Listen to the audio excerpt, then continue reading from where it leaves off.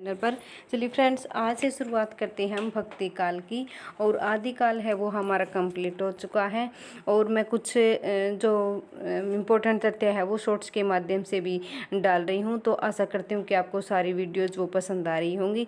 तो दोस्तों, आज हम करेंगे भक्ति काल। अगर आप चैनल पे नए हैं तो चैनल को सब्सक्राइब जरूर करिएगा। चलिए देखते हैं भक्ति काल के बारे में।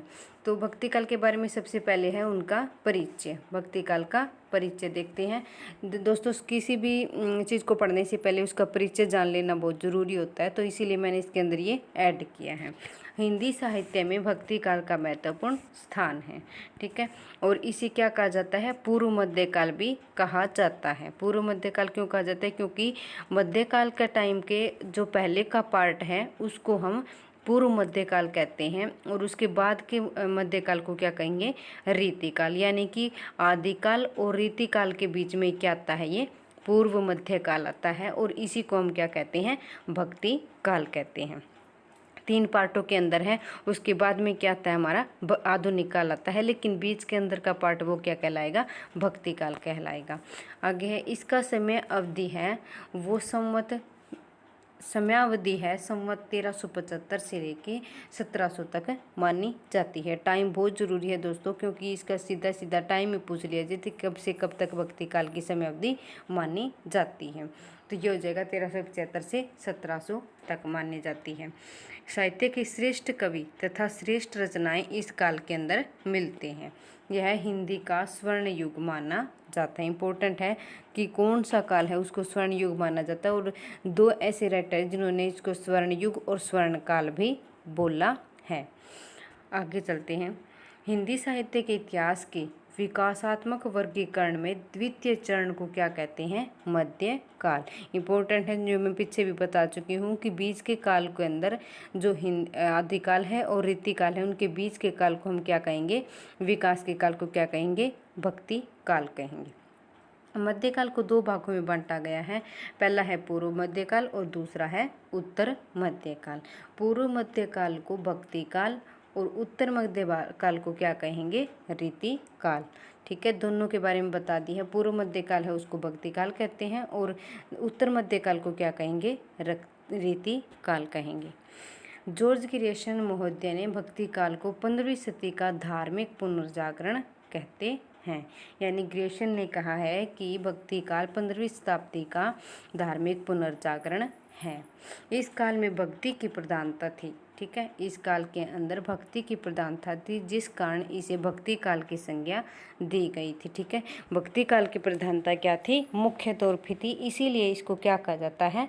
भक्ति काल कहा जाता है। भक्ति काल हमें पता है कि हम जैसे किसी की पूजा करते हैं, किसी को सगुण रूप में या किसी के निर्गुण रूप में, तो उसी भक्ति की यहाँ पर जिक्र हो रही है।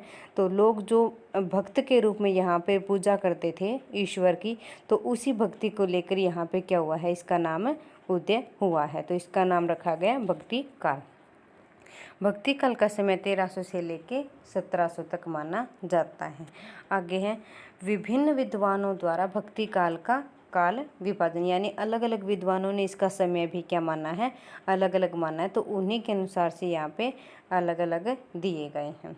मिश्र बंधुओं ने माना है पूर्व माध्यमिक काल माना है संवत 1444 से 1560 विक्रम संवत, ठीक है। यहाँ तक माना है कि मिश्र बंधुओं ने 2 भाग किए हैं बीच के जो माध्यमिक काल के, तो पूर्व और प्रौढ़ माध्यमिक काल नाम से पूर्व और प्रौढ़ माध्यमिक काल से 2 में बांटा है। तो उनका टाइम भी फिर अलग अलग बांटती है। 1444 से 1560 तक पूर्व मध्यकाल है, और प्रौढ़ माध्यमिक काल है वो है 1561 से लेके 1680 विक्रम संवत। और दूसरा जो है रामचंद्र शुक्ल ने बोला है कि 1375 से 1700 विक्रमी संवत, ठीक है। ये भी इम्पोर्टेंट है, रामचंद्र शुक्ल जी का पूछा जाता है बहुत बार। और नगेंद्र हैं, डॉक्टर नगेंद्र ने माना है संवत 1350 से लेके 1650 तक। गणपति चंद्रगुप्त मानते हैं कि संवत 1350 से लेके 1500 ईस्वी तक। डॉक्टर रामकुमार वर्मा मानते हैं 1375 से लेके 1700 विक्रम संवत, ठीक है। तो ये इम्पोर्टेंट इसका है, क्योंकि जो सर्वमान्य टाइम है भक्ति काल का वो 1375 से लेके और 1700 तक ईस्वी तक माना जाता है। आगे चलते हैं। इस अध्याय में हम भक्ति काल के उदय के कारण जानेंगे। इसके हम जानेंगे कि भक्ति काल का उदय कैसे हुआ है या फिर भक्ति काल कैसे आया था। जैसे हमने आदिकाल जो स्टार्टिंग का है उसके बारे में जानना है, तो वैसे ही इसके बारे में भक्ति काल के बारे में भी जानेंगे। भक्ति का सर्वप्रथम उल्लेख है वो उपनिषद के अंदर मिलता है, यानी कि भक्ति शब्द है उसका सबसे पहले जिक्र हुआ है वो हुआ है उपनिषद के अंदर। भक्ति भावना मूलतः दक्षिण भारत से उत्पन्न हुई है। ये हमें पढ़ते आए हैं हमेशा से कि भक्ति है वो दक्षिण भारत से उत्पन्न हुई है।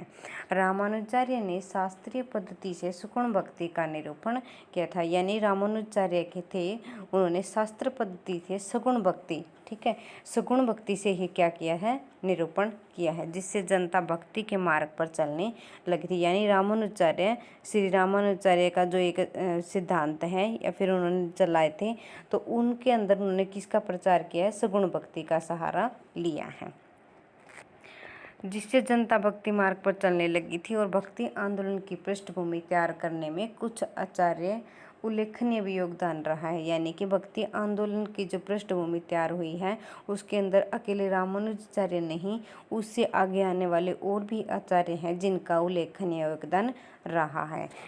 मुख्यतः जिनके अंदर है रामानंद, वल्लभाचार्य, नामदेव, जयदेव, जैसे कि मध्वाचार्य, ठीक है, तो ये थे शंकराचार्य। तो इन्हीं के कारण क्या हुई है, भक्ति है क्या है, स्टार्ट हुई थी।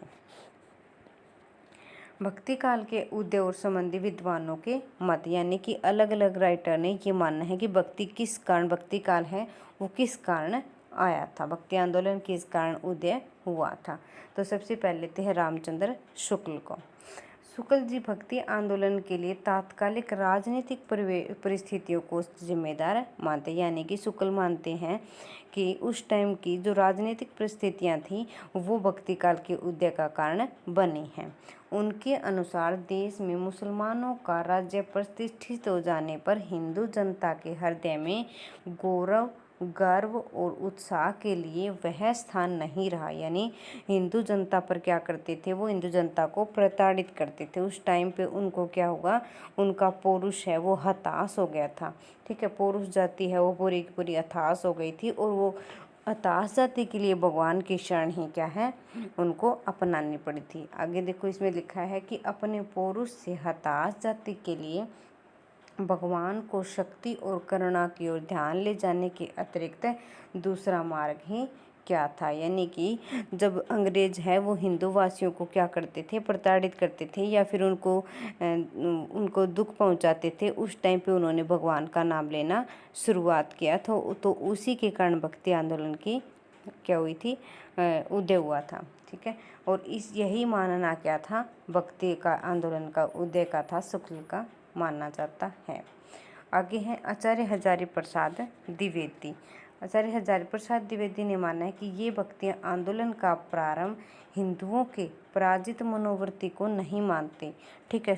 रामचंद्र शुक्ल ने जो माना है कि हिंदुओं के जो मनोवृत्ति थी वो क्या हो गई थी, बिल्कुल ही पराजित हो चुकी थी।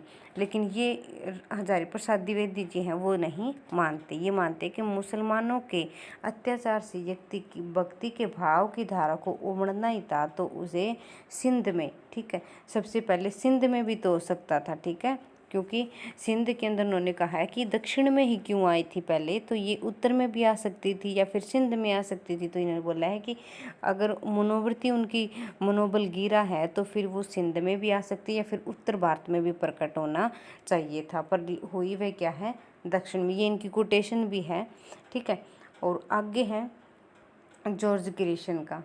जॉर्ज ग्रिशन बोलते हैं कि ये भक्ति आंदोलन को ईसाइयत की देन मानते हैं, यानी ईसाइयों को देन क्या मानते हैं, ये भक्ति आंदोलन की देन मानते हैं। परंतु द्विवेदी है, हजारी प्रसाद द्विवेदी जो है इनके मत को स्वीकार नहीं करते, ना ही ये रामचंद्र शुक्ल के मत को स्वीकार करते हैं, ना ही जॉर्ज ग्रिशन के मत को स्वीकार करते हैं।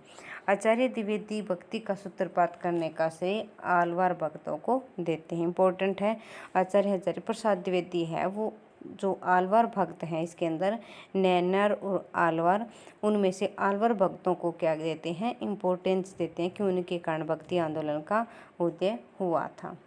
और जॉर्ज ग्रिशन मानते हैं ईसाइयत की देन। आगे है भक्ति काव्य की राजनीतिक पृष्ठभूमि, यानी भक्ति आंदोलन की राजनीतिक पृष्ठभूमि कैसी थी उस टाइम पे, तो वो दिखाया है यहाँ पे।